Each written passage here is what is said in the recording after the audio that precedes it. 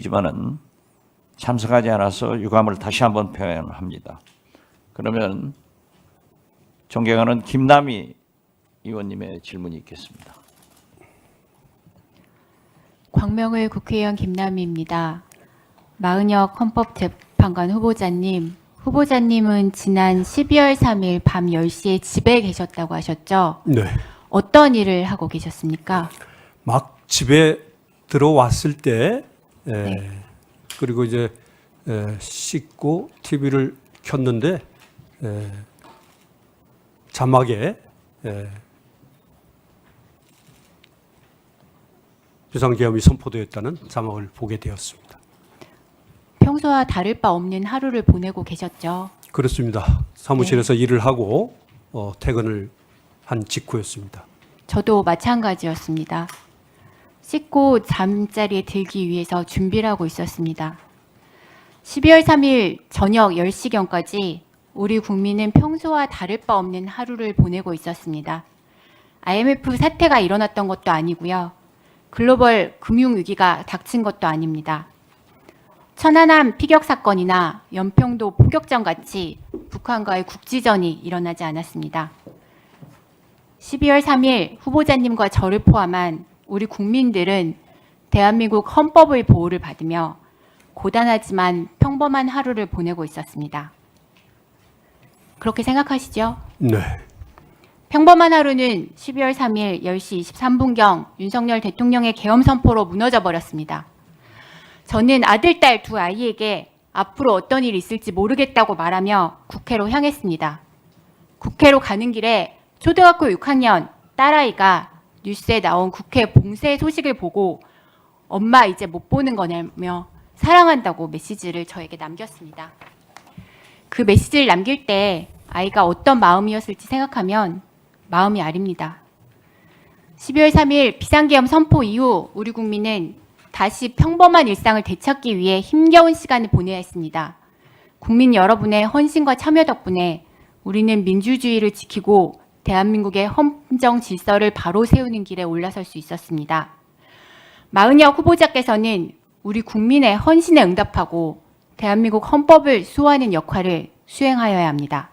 후보자님께 무거운 마음으로 질의드리겠습니다.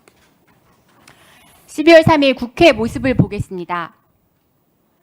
총을 든 군인들이 창문을 깨고 국회 본청에 침입하였습니다. 계엄군에 의해 국회 본청 건물 곳곳은 부서지고 망가졌고 계엄군을 막다가 보좌관, 국회 직원들은 부상을 입었습니다. 국회를 막아선 경찰들 때문에 국회 담장을 넘어 들어가다가 많은 국회의원들과 시민들이 다치기도 했습니다. 저 역시 국회 담장을 넘는 과정에서 무릎과 발목에 상처를 입었습니다. 45년 만의 계엄 선포로 국민들은 힘들게 지켜온 민주주의가 한순간에 무너질 수 있는 위험과 공포를 몸소 느끼고 계십니다. 경찰과 군대가 무력으로 국민과 국회를 진압하려는 현장이 전 세계에 생중계되었고 그로 인하여 국민들 마음에는 씻을 수 없는 상처가 남았고 무너진 대외 신뢰와 폭락한 경제 지표가 결과로 돌아왔습니다. 이에 헌법재판소는 위헌적인 계엄으로 민주주의를 짓밟은 자에 대하여 합당한 결정을 내려야 하는 역사적 책무를 지고 있습니다. 이에 동의하시죠? 말씀하시는 취지에 공감하는 점이 있습니다. 네. 윤석열 대통령은 12월 3일 비상계엄에 대하여 헌법의 틀 내에서 대통령의 권한을 행사한 것이라고 주장하며 국회 병력 투입이 질서 유지에 해당한다고 하였습니다. 후보자님은 방금 전에 사진으로 보신 12월 3일 국회의 창문과 집기를 부수고 국회 직원들과 시민들을 폭행하는 등의 물리력을 행사한 병력 투입에 대하여 헌법의 틀 내에 이루어졌다고 생각하십니까?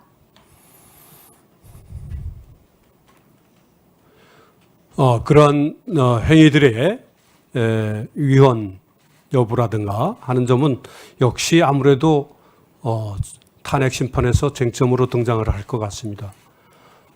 그 점에 대해서 아까 제가 말씀드린 그런 취지로 말씀드리기 좀 곤란하다는 점을 널리 양해해 주시기 바랍니다. 군인들이 국회의 창문과 집기를 부수고 국회 직원들을 폭행하는 것이 헌법적인 절차라고 보십니까?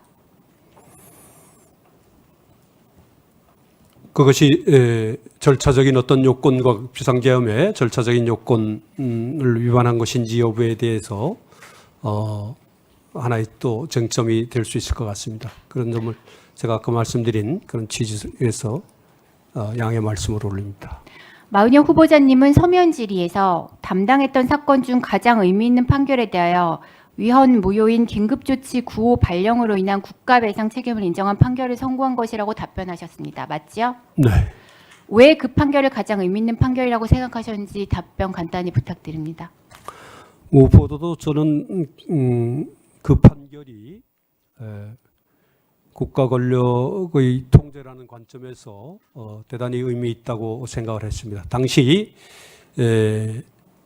대법원은 긴급조치 9호의 발령 등이 위헌 무효라고 판단을 해왔습니다. 그런데 2015년에 긴급조치 9호의 발령이 위헌 무효이긴 하지만 국민들에 대한 관계에서 손해배상 책임을 부담하지 않는다는 취지의 판결이 있었고, 저는 그 2015년 판결이 긴급조치를 위헌 무효로 본 대법원 전원합의체 판결과 결정의 취지에 반하고 그 판결의 역사적 의미를 훼손하는 것이라고 판단을 했습니다. 그래서 그 판결에 대해서 조목조목 제 나름대로 성의를 다해서 논증을 해서 비판을 했고, 아까 말씀드린 대로 2022년에 전원합의체 판결에서 긴급조치 9호의 발령 등에 따른 국가배상 책임을 인정을 함으로써 문제가 해결이 되었다고 생각을 합니다. 네, 그렇다면 대통령이라고 하여도 헌법에 정한 요건과 한계를 준수하여 국민의 기본권을 보장해야 될 의무가 있는 것이고, 한계 벗어나 국민의 기본권을 침해하는 행위를 할 경우에는 위법행위에 해당한다고 보는 것이 맞지요? 당연합니다. 제 1분만 더. 네, 그렇습니다. 네네. 마은혁 후보자님은 긴급조치를 내린 박정희 대통령의 1972년 유신 계엄령에 대하여 위법행위라고 보십니까? 그렇게 생각하고 있습니다. 후보자님은 1979년 12월 12일 전두환과 노태우가 주도한 신군부가 일으킨 군사 쿠데타에 대하여 위법행위라고 보십니까? 대법원 판결의 취지와 같이 위법행위로 보고 있습니다. 헌법과 법률에 따르면 대통령이 계엄 선포 시에도 국회의 기능을 무력화할 수 있는 규정은 없으며 국회는 계엄 해제를 요구할 수 있는 권한이 있습니다. 그러나 윤석열 대통령은 계엄 선포 후 국회의원들이 국회로 들어가는 것을 군대와 경찰을 투입해 무력으로 방해했고, 그 과정에서 저를 포함한 많은 국회의원 보좌관들이 부상을 입었습니다. 이처럼 군대와 경찰을 투입하여 국회의원들의 국회 출입을 무력으로 막은 것은 헌법상 어떠한 근거도 없는 위법행위라고 보이는데, 이에 대해 어떻게 생각하십니까? 저도 계속 말씀드리기는 괴롭습니다만은 앞으로 탄핵 심판에 쟁점이 될 수 있는 사항이어서 아까 말씀드린 그런 취지에서 답변 못 드리는 것을 널리 양해해 주시기 바랍니다. 네, 존경하는 김남희 의원님 수고하셨습니다. 참고로